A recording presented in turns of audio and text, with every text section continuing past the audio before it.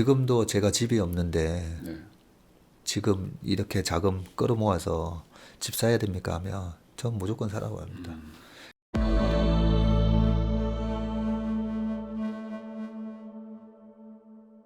근데 요즘에 이런 걱정을 하시는 분들 많거든요. 그러니까 주식이랑 부동산 둘 다 좀 관심을 갖고 계신 분들이 대부분인데 주식이 조금 어쨌든 빠지니까. 근데 부동산은 또 막 버티고 있단 말이죠. 막 네, 올라가고 있고. 네, 그래서 그러면 예전에 전무님이 네, 돈 벌어서 사라고 했으니까 네, 지금 그럼 부동산 사러 가야 되나? 막 이런 생각을 하는 분들도 있단 말이죠. 네. 그러면은 저는 어떻게 보세요? 그 작년에 제가 그렇게 주식에서 올해 네. 집 사라고 해놓으니까 올해 얼마 전에 토막 뉴스가 지나가는데 네. 주식 팔아서 올해 집 산 사람이 네. 과거 대비 3배나 늘었다. 어. 그거 보고 너무 잘하셨다 막 이렇게 박수 음. 쳐 드리고 싶더라고요. 지금도 저한테 지금도 제가 집이 없는데 네. 지금 이렇게 자금 끌어모아서 집 사야 됩니까 하면 전 무조건 사라고 합니다. 그게 제가 2004년도에 그렇게 2000년도에 부동산을 잘 몰라서 네. 하다가 집값이 2배가 되고 그래서 제가 주식이라는 걸 이용해서 시드머니를 만들어서 첫 집을 살려고 봤더니 이미 이제 2억 7천짜리가 5억 4천을 지나서 5억 7천 정도 하고 있으니까 도대체 이걸 사는 게 맞나 해서 저의 재테크 스승 같은 형님이 계세요. 네. 네, 외환 딜러 출신에다가 정말 뭐 선물 옵션 부동산 못하는 게 없어요. 그 형님한테 물어봤어요. 네. 형님 지금도 사는 게 맞습니까? 어떻게 보면 지금 이 순간도 똑같은 질문이에요. 맞아. 그죠? 네. 그랬더니 이제 그 형님 얘기가 지금 너무 많이 오르긴 했는데 네가 살 집을 한 채 사는 거는 매수 포지션이 아니라 중립 포지션이라는 거예요. 그걸 이제 외환 딜러나 이런 우리 쪽 용어로 하면 네. 우리가 뭔가 매수를 하는 걸 롱 포지션이라고 그러죠. 길다고 하는 롱 포지션. 네. 그리고 아니야 이건 아니야 매도 네. 국가의 부도의 날에서 떨어지는 거에 베팅하는 거. 네. 그거 이제 쇼 포지션이라 그런 거죠. 네가 살 집을 사는 거는 롱 포지션이 아니라 중립 포지션이라는 거죠. 그 얘기에 뭐 답이 있는 거잖아요. 내 집을 이게 왜 집을 안 갖고 있으면 쇼 포지션인 게 우리는 집을 다 사고 싶잖아요. 네. 우리 가족들하고 내 집 마련하고 싶잖아요. 네. 근데 안 갖고 있다 보면 계속 집값은 올라가고 결국은 나중에 1억짜리 집을 10억에 사야 되면 그만큼 내 돈이 9억이나 더 들어갔으니까 쇼 포지션인 거죠. 네. 네, 매도 포지션인 거죠. 그 얘기에 첫 집을 샀는데 그때가 거의 뭐 단기 꼭지처럼 보였지만 나중에는 결국은 또 올라갔듯이 그래서 저는 지금이라도 많이 올란 것처럼 보이지만 내 역량이 된다면 언제라도 내 집 한 채 포지션은 네. 무조건 갖고 시작을 해야 된다라고 말씀을 드리고 싶은데 네. 너무 올랐잖아요 또. 주식 오른 만큼 올랐어요. 네, 또. 너무 올라서 네. 그래서 제가 감히 이제 부동산 시작을 예측을 할 능력이나 감은 전혀 안 됩니다. 전혀 안 되는데 제가 감히 이제 예측을 해본다면 그때 DJ증권 들어서고 미분양 아파트 사면 그때도 양도세 면제를 해줬던 걸로 제가 기억하거든요. 네. 그리고 12년이 지났을 때 하우스 푸어 얘기가 나오면서 네. 전국에 미분양 아파트를 사면 양도세 5년 동안 면제해준다라는 조치가 또 나왔습니다. 맞아요. 그렇죠? 네. 그래서 최근에 이제 부동산 시장이 2014년부터 본격적으로 올라서 거의 7년 랠리가 있다 보니까 부동산은 계속 올라가는 거라고 우리가 착각을 할 수가 있거든요. 네. 그런 측면에서 지금 안 사면 도저히 안 되겠다라는 그런 조급함이 좀 있을 수가 있는데 어떻게 보면 12년 더 해보면 2024년이 나오잖아요. 네. 그러면 2024년이면 제가 뭐 오늘 오기 전에 어떤 얘기들을 하셨나 우리 빠숑 우리 김학렬 저한테 친한 동생인데요. 네. 하고 아기곰 그 영상도 보고 네. 네. 하면서 그분들 이제 얘기하셨던 수급을 얘기해 주셨잖아요. 네. 공급. 예. 수요는 많은데 이제 공급이 우리나라는 중요한 거니까. 네. 공급 이런저런 얘기 들어보면 2024년도에는 약간 조정이 오긴 오겠구나 뭐 이런 생각이 들어서 예, 제가 감히 부동산 시장을 전망하기는 힘들지만 지금 살 돈은 좀 돈이 안 되는데요 하면 너무 조급해하지는 마시고 그냥 2024년대도 이 가격에 살 수 있지 않을까요? 뭐 이런 얘기 정도는 합니다. 네. 아 그러면은 정리를 해보면, 그러니까 지금 집을 막 사고 싶은데 돈이 부족해서 이제 주식으로 가셨다가 마침 또 돈을 좀 버셨어요. 그분은 어차피 집을 사고 싶었던 분이니까 예. 사는 거는 뭐 좋다. 아 예. 이건 뭐 당연히 박수 칠 그렇죠. 일이고 네. 내 집 하나 마련하는 건 뭐 당연한 거니까. 근데 그건 아니고 그냥 뭔가 살까 말까 고민하는 분이라면은 좀 고민해볼 필요는 있다. 네. 그러면 여기에 전제 조건은 현재 지금 이 주식의 어떤 조정이 어쨌든 왔잖아요. 네. 이거는 단순 조정이다. 이 하락 추세는 아니다라는 어떤 그런 게 있어야지 내가 다시 주식에서 계속 이 포지션을 잡을 텐데 네. 그렇게 보시는 건가요? 주식은요, 이 부동산은 결국은 뭐 부동산도 처음에 뭐 강남의 대형 평수가 2004, 5, 6, 7년 동안에는 대형 평수가 랠리를 했었잖아요. 네. 그때 왜 대형 평수가 랠리를 했었죠? 왜냐하면 저희 아버지 세대, 네. 저희 아버지 세대는 6남 1녀고 네. 저희는 삼형제고 네. 뭐 베이비 부머 세대들이 돈을 벌어서 저희도 저희 아버지가 가게 그 거의 월세 조그만 뒷방에서 저희가 어릴 때 살았었거든요. 네. 그러면서 아니 5명이 살아야 되니까 네. 얼마나 불편해요. 네. 그게 계속 집을 늘려갔었잖아요. 네. 네. 늘려갔다가 지금은 이제 오히려 핵가구가 많아지고 1인 가구가 늘어나다 보니까 작은 집이 많이 필요한 거죠. 네. 그래서 2004, 5, 6, 7년까지만 하더라도 집을 계속 늘려갔어야 되기 때문에 네. 대형 평수는 적은데 집을 넓혀서 가고 싶은 사람은 많으니까 네. 그렇게 대형 평수가 주도를 했고 네. 지금은 방금 말씀드렸듯이 1인 가구가 늘어나고 뭐 이런 것 때문에 작은 평수가 늘어나고 하는 차이는 있지만 지역별로도 뭐 보면 거의 이제 강남 먼저 올라가고 서울 올라가고 변두리 올라가고 이제는 오피스텔도 올라가고 지금 빌라까지 뭐 네, 올라가고 네. 있잖아요. 네. 그런 모습이 이제 순차적으로 이루어지는데 주식은 작년과 같은 코로나 상황에서는 전자상거래하는 기업들이 뭐 엄청나게 이익이 좋다 보니까 네. 전자상거래 같은 기업은 완전히 폭등했고요. 네. 반대로 항공사 아시아나항공 망해버렸어요. 네. 그렇죠. 네. 그런 식으로 경기 상황에 따라서 엄청나게 오르는 주식이 있고 폭락하는 주식이 있고 갈립니다. 네. 네.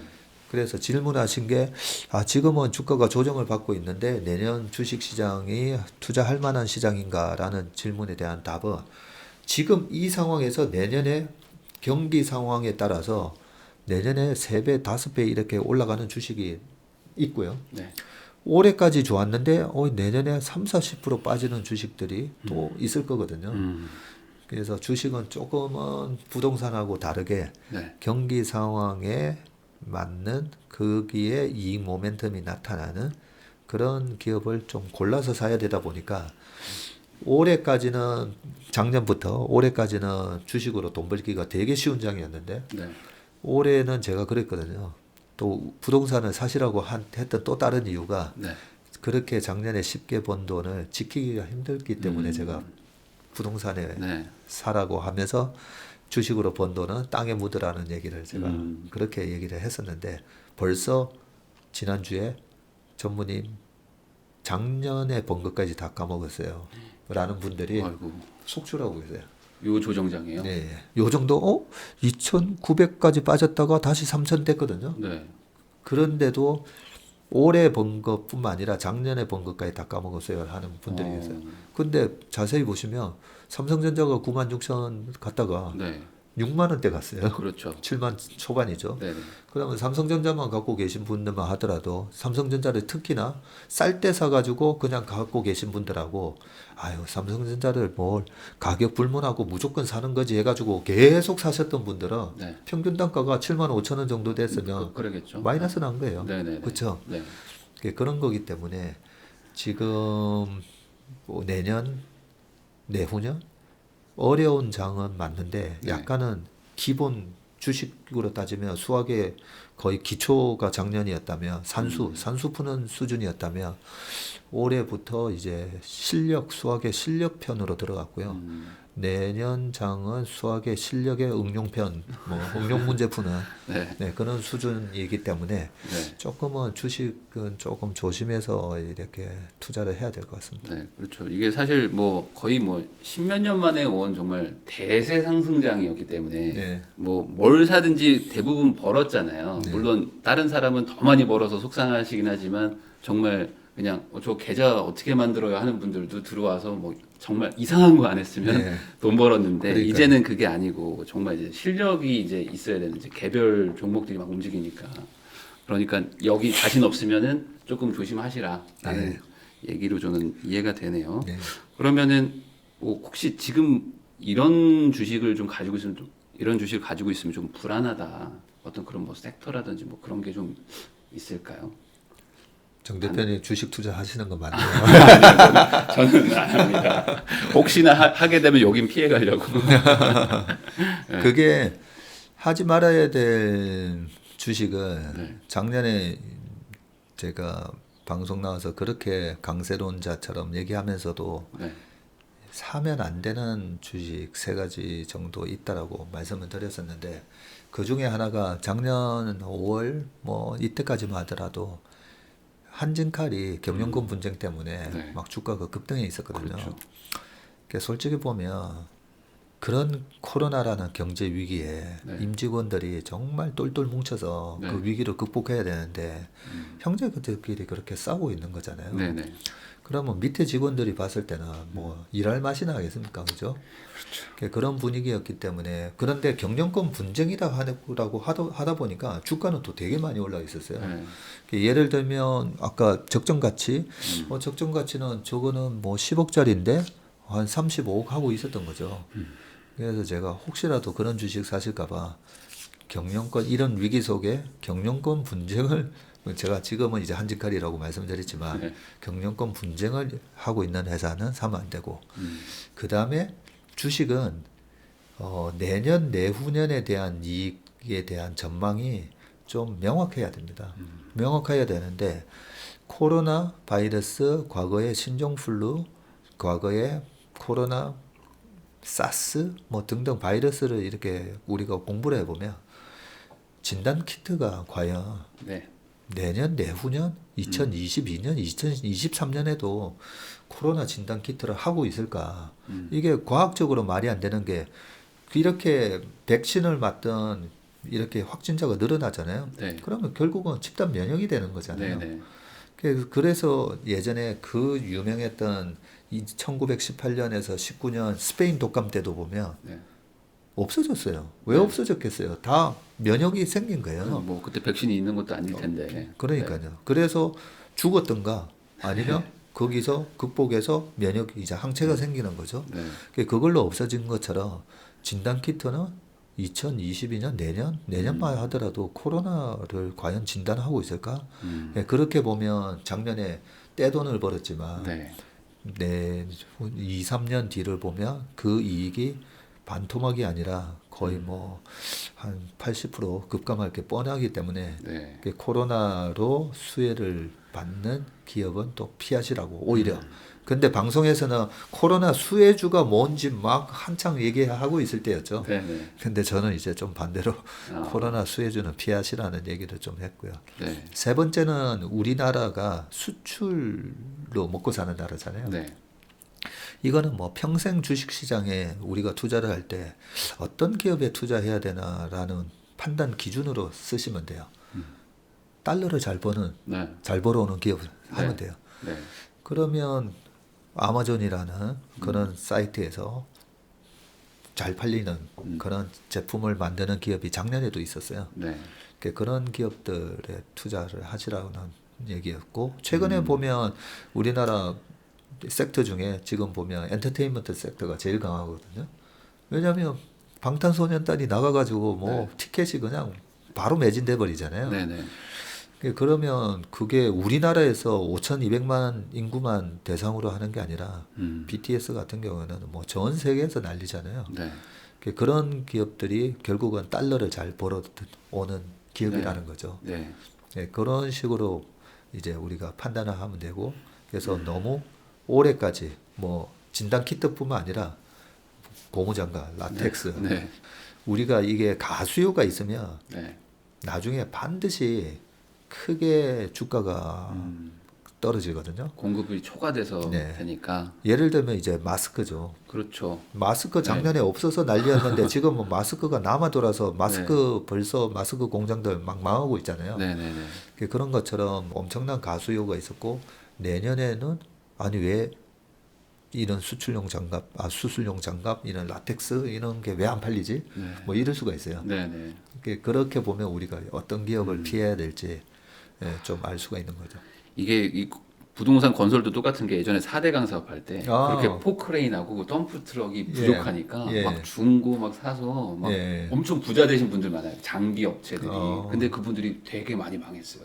그거 끝나고 끝나고 나니까. 네, 완전 가수요가 폭발했다가 어. 이제 더 이상 할 데가 없는 어. 그런 거랑 또 사실 그러겠네요. 똑같은 거죠. 예.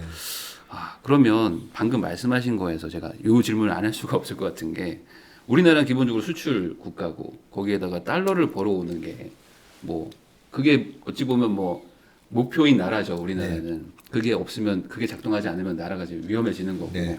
그럼 가장 달러 많이 버는 회사가 결국에 삼성전자인데 그리고 그렇죠. 저희 구독자분들 중에는 우리는 좀 주식은 좀 어려운데라고 하는 분들도 한번 해본다면 삼성전자 정도거든요. 그렇죠. 네, 그러면 여기가 지금 뭐 환율도 올라가고 뭐 아까 뭐 반도체고 과공급 뭐 이런 얘기들도 막 나오면서 지금 조금 뭐 가격대가 흔들흔들 하고 있는데 네. 삼성전자 뭐 이쪽은 뭐 어떻게 생각하세요? 네. 이 삼성전자는 도곡동 아파트라고 보면 되는데, 이 회사가 주식이기 때문에 네, 그래서 6만 전자라고 하면서 아유 더 이상 못 올라갈 거라고 생각했다가 9만 6천 원까지도 단기간에 그냥 3개월 만에 가버렸어요. 네, 3개월 만에 가기도 하고 그러고 나서 또 한 6개월 지났더니 얘가 다시 6만 9천 원을 간 거예요. 네. 9만 6천 원에서 6만 그렇죠. 9천 원도 거꾸로 바뀌고 가고. 또. 네. 그래서 변동성이라는 거는 우리가 주식은 원래 그렇게 변동성이 큰 자산이다라고 우리가 이해를 하고 있으면 되고요. 자, 방금 환율도 올라가고라는 말씀을 하셨잖아요. 최근에 주가가 7만 원이 깨질 때 보면 우리나라 환율이 거의 1,200원 왔어요. 네, 그렇죠? 네네. 그러면 작년에도 5월달, 뭐 6월달 저 찾아오시는 이 강남의 많은 자산가분들이 아니 지금 달러를 사는 건 어때요? 라고 얘기를 하시거든요. 네네. 당연히 우리는 달러를 어느 정도 위험 관리 수단으로 갖고 있어야 된다 생각하잖아요. 네네. 그래서 달러를 사시는 것보다 달러를 잘 버는 삼성전자 사시는 게 낫다라는 그런 얘기를 말씀드렸었는데 네. 환율이 1,200원을 가면서 현대차도 빠지고 삼성전자도 빠져요. 네. 이게 보면 굉장히 비이성적인 음. 가격 현상인 거죠. 아까 말한 빅스 변동이네요. 네. 환율이 올라가면 누구한테 제일 좋죠? 우리나라 수출 기업한테 제일 좋아요. 그렇죠. 그렇죠? 네. 과거 IMF 때 1,800원까지 가니까 99년도에 이 수출 기업들이 놓았죠. 오토바이 헬멧 만드는 회사들 막 놓았고요. 그렇죠? 여기서 뭐 실 만들어 가지고 일본에 니트 파는 회사들 다 놓았어요. 네. 그러면 환율이 올라가면 수출 기업한테는 무조건 좋아요. 네. 그런데 우리 마음의 공포감 때문에 환율이 올라가면서 삼성전자, 현대차가 빠지면 삼성전자, 현대차 팔아가지고 달러 사야 되는 거 아닌가? 이 위험 관리해야 되는 거 아닌가라고 생각하는 거죠. 네네. 오히려 반대로 해야 되죠. 그런 측면에서 저는 삼성전자 우리나라 코스피에 있어서 가장 큰 위협은 환율이 1,100원, 1,050원, 1,000원, 2008년 금융위기 오기 전에 네. 우리나라 환율이 900원까지 갔었잖아요. 네. 원달러 환율이 900원까지 갔었거든요. 그게 가장 큰 위험이고요. 지금 원엔 환율도 보면 한 1,050원 근처에서 왔다 갔다 하는데 원엔 환율이 리만 사태 터지기 전에 2007년도에 770원까지 빠졌어요. 그러면 경쟁이 안 돼요. 현대차는 도요타하고 경쟁이 안 돼요. 네. 그런 측면에서 환율이 저는 가장 중요한 요소인데 그런 글로벌하게 약간 위기감이 있을 때마다 환율이 딱 올라져서 너무 좋은 거예요. 해지를 해주니까 상대적으로. 우리가 내수로 먹고 사는 나라면 네. 아니 환율이 올라가면 수입 물가가 그죠? 그렇죠. 올라가니까 네. 여러 가지로 이중고를 겪게 되는데 위기만 오면 환율이 올라가져서 우리는 수출이 좋아져요. 네. 이것만 저는 생각하시면 될 것 같고요. 두 번째 그러면 세계 경영을 한다는 대우는 어땠는데 네. 대우 망했잖아요. 네네. 그렇죠. 그러면 대우는 왜 망했을까? 뭐 여러 가지 이유도 있긴 하지만 그때 당시에 해외 부채를 되게 많이 땡겨왔어요. 네. 왜냐하면 우리나라 IMF 전에 우리나라 원달러 환율이 600원대였거든요. 너무 쌌던 거죠. 네네. 그 600원대에서 돈을 잔뜩 빌리고 우리나라 금리보다는 외화 금리가 훨씬 싸니까. 그랬다가 이제 위기가 생기니까 한 방에 망했는데 거기서 핵심은 그렇게 부채를 끌어다가 그 금리 이상의 네. 아주 안정적인 돈을 벌었어야 되는 거죠. 그렇죠. 예. 네. 그게 이제 조금은 운이 없게 IMF 외환위기가 터지면서 대우가 조금 아쉽게 망하긴 했지만 그래서 우리가 그렇게 환율이 받침이 됐을 때 네. 그런 제품의 세계적인 경쟁력을 갖고 있느냐. 이게 제일 중요한데 네. 삼성전자가 뭐 TV 뭐 계속 1등하고 있고 네. 반도체 1등하고 있고 거기에다가 통신 장비에다가 디스플레이 뭐 OLED뿐만 아니라 그리고 핸드폰 네. 여전히 세계 1등이에요. 네. 그런 엄청난 경쟁력을 갖고 있는데 약간 위기 같은 게 오고 지금처럼 1190원, 1180원 환율에 삼성전자 7만 1,000원 가격이면 제 생각에는 여기서 이제 중요한 부분이 그래서 이 삼성전자는 과연 평당 1억 가는 네. 건가? 네. 그러면 평당 10만 원 가는 주식인가? 제가 보면 평당 10만 원 가는 주식인 것 같아요. 3년 안에 좀 네. 길게 네. 저는 그것보다 좀 짧게 올 거고 짧게 10만 원 갈 것 같은데 3년 안에 10만 원 가면 지금 7만 1,000원이잖아요. 네. 7만 원에서 10만 원 가면 거의 30% 네. 40% 되요. 7, 4, 40% 28이니까 40% 이상 수익 나오는 거잖아요. 네네. 그러면 여기서 부자들은 사서 기다릴 수가 있어요. 근데 내가 돈을 땡겨 가지고 신용 이자를 쓰면서 그걸 기다리려면 못 기다려요. 네. 그래서 주식 시장도 결국은 부자가 돈을 벌게 돼 있는 게 부자들은 아 그래 10만 원 3년 안에 정도 그렇게 갈 수 있는 주식이면 아이 그럼 사서 기다리지 당장 안 올라가도 부자들은 실제 그러고 사고 계세요. 그러겠죠. 네, 네, 8만 원 밑에서 계속 그냥 사 모으고 계세요. 네네. 그러니까 이게 결론적으로 이 환율이 상승한다는 거는 이 당장은 아니지만 뭐 내년 내후년에 기업 실적에 좀 긍정적인 영향을 주는 거는 맞으니까 네. 장기적으로 봤을 때는 좀 좋아질 수 있는 분명히 그런 여지가 있는데 당장 어쨌든 뭐 위기나 어떤 그런 두려움 때문에 네. 급락했다. 네, 그러니까 장기적으로 보면 좀 괜찮을 수도 있겠다. 맞습니다. 라는 얘기시네요. 예. 방금 말씀드린 거 또 반대도 생각하셔야 돼요. 네. 이번에 환율이 이제 1,080원까지 빠지고 네. 주가는 또 뭐 9만 원 가고 현대차는 28만 원 가고 했을 때 보면 저는 아 환율이 여기서 계속 떨어지면 안 되는데 그러면 수출 여건에 있어서 수출 기업들의 마진이 떨어지는데 걱정이 되거든요. 네네.